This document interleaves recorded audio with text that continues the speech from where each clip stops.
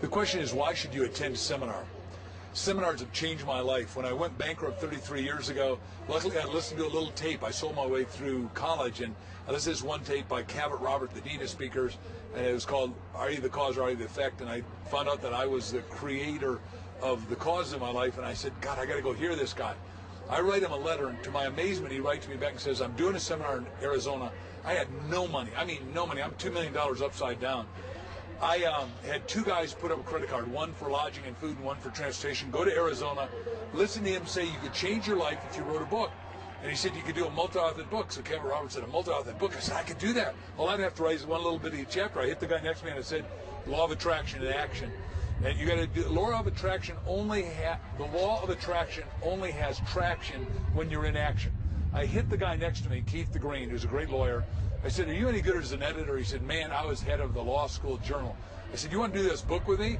He said, what are you good at? I said, I can sell the people. And I sold 14 people in a room. They didn't know I didn't have any money or any wherewithal. They put up $2,000 each. We did a book called Stand Up, Speak Out, and Win. That year, from the platform, handling a little book that had a bunch, 14 different chapters in it, I sold 20,000 copies at $10 each. I took in $200,000. I thought I'd died and gone to heaven. I was under the spout where all the good things poured out. It was so amazing, so exquisitely exciting. So law of attraction is always working, and if it's not working for you, it means your vibration is not in alignment. Your vibration is where you go inside your inner being. There's two beings. There's a physical being and a non-physical being. The more powerful is the non-physical being. The more powerful is the inside, which is out of sight. And the inside, which is, I wanted to sell those books. Then when I came along with Chicken Soup for the Soul, I said we'd sell $1.5 million in a year and a half, and then sell 100 million, which we've done, and now we're going to sell $1 billion, which no one's ever done that before, not fiction or nonfiction. And Jack and I have made ourselves the top authors because we came at a core belief level, and we keep sending out a unitary vibration. So the universe ultimately and inevitably has to respond. So if temporarily, you know, the line in Timothy says, if you ask and receive not, you ask amiss. It means your vibration is amiss. Your vibration's over here. You need to get into alignment inside and outside, and then the whole world will let the law of attraction work to your beneficence. Very good. And that's why people should attend seminars. So then we wanted to talk about, what Harv wanted to talk about too, was messages that we could send to the world, what we can all do for the world. And you kind of hit on that. You hit on it with the education and then the omni-considerate. So if you want to elaborate a little bit on what we can do for the world in omni-considerate. The question is, can we make the ecology and the economy sustainable? And the answer is 100% yes.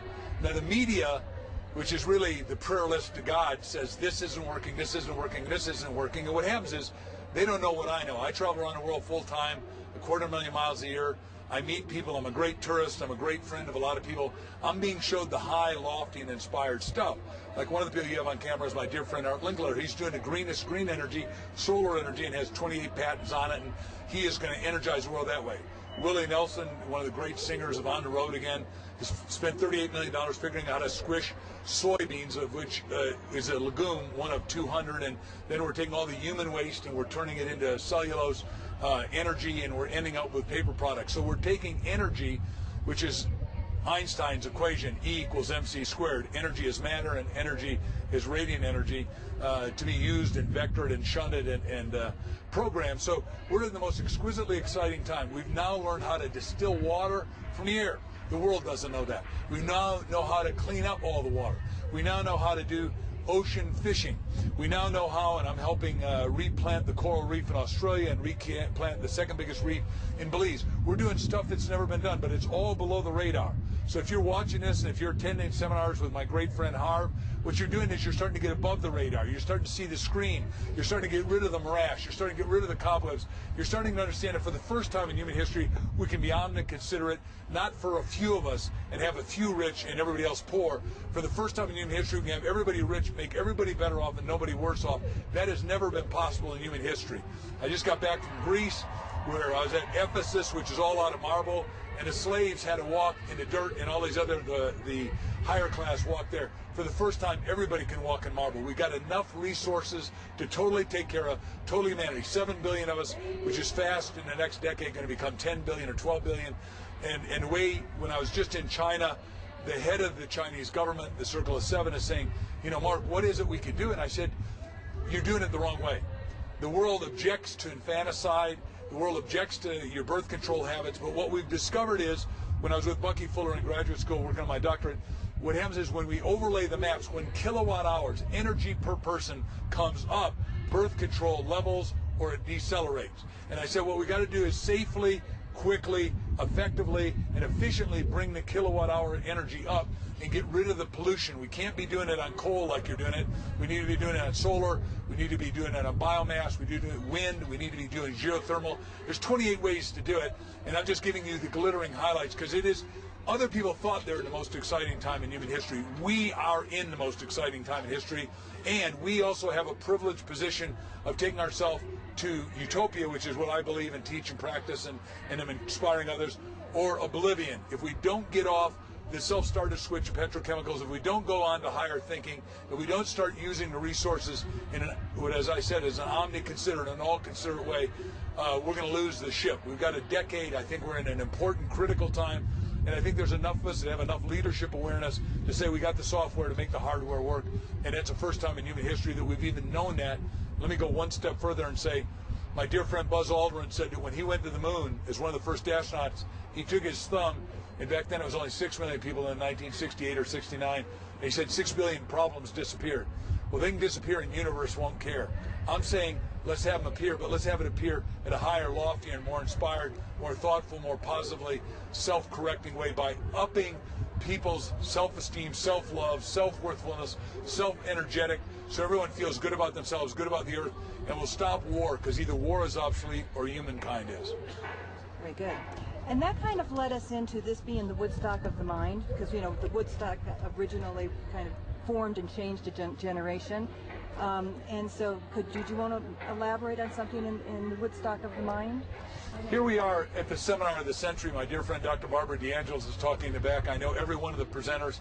All of them are deeply ingratiated, and all of them have a good core.